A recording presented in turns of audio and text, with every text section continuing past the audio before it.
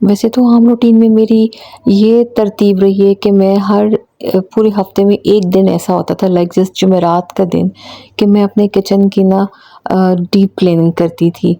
जैसे कि सारे किचन के टॉवल्स धोने हैं, फ्रिज साफ़ करना है, कैबिनेट साफ़ करने हैं, ड्रॉर साफ़ करना है।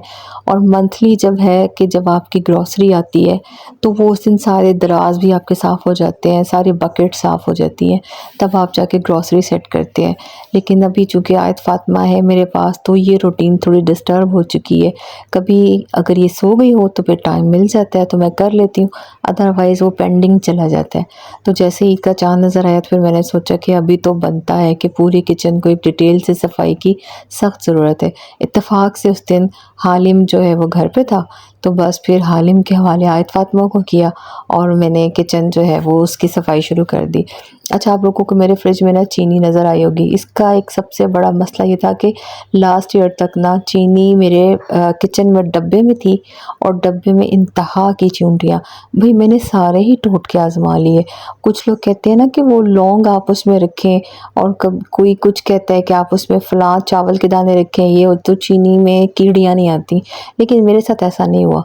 कीड़ियों ने बस कसम खा ली थी, बाजी तुम्हारी चीनी ज़ाया करनी ही करनी है। तंग आकर ना फिर मैंने उसको चीनी को फ्रिज में रखना शुरू कर दिया, भई अब चीनी से हम सेफ़ रह गए। तो किचन की सफाई के बाद था कि चलें ईद की तैयारी की तरफ भी नज़र लगा लेते हैं। और एक ड्रेस जो था, हाँ, ये यार हम लोग ना एक रैंडम बुटीक में चले गए क्योंकि लाइमलाइट वगैरह पर ना हमने एक सूट पसंद भी कर लिया और वहाँ पर लाइट नहीं थी, तो हमारी पेमेंट नहीं हो सकी थी, तो ये सामने एक बुटीक था, वहाँ चले गए। तो ये मिस्टर हारून के नाम से यहाँ पर ड्रेसेस मिले हमें, ये बड़े रीज़नेबल थे। स्टफ़ भी बहुत अच्छा था इनका, एम्ब्रॉयडरी बड़ी नीट थी।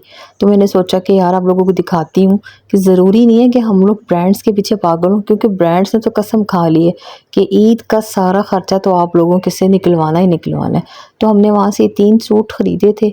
इस सूट की फ़िनिशिंग बड़ी अच्छी थी, इसके ऊपर 3D वर्क था सीक्वेंस में, लेकिन सितारे इतनी नफ़ासत से लगे हुए थे कि आपको बिल्कुल चुभते नहीं हैं। और इसका दुपट्टा भी ऐसे क्रिंकल शिफॉन में था, बड़ा अच्छा।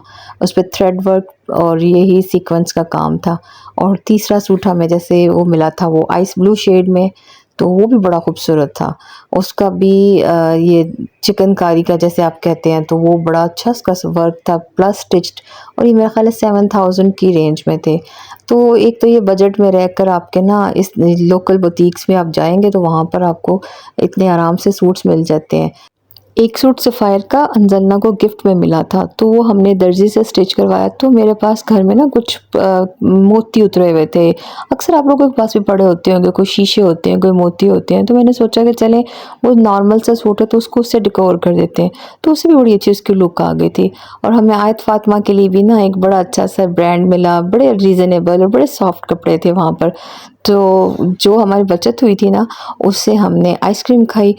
और जी हाँ, ये बकरे हमारे नहीं हैं, लेकिन ये हमारे आगे के चल रहे थे, तो जो हमारी वीडियो में आगे इंशाअल्लाह ताला भी हम अपना जानवर लेंगे तो दिखाएँगे ज़रूर। फिर कभी मिलेंगे। अल्लाह हाफ़िज़।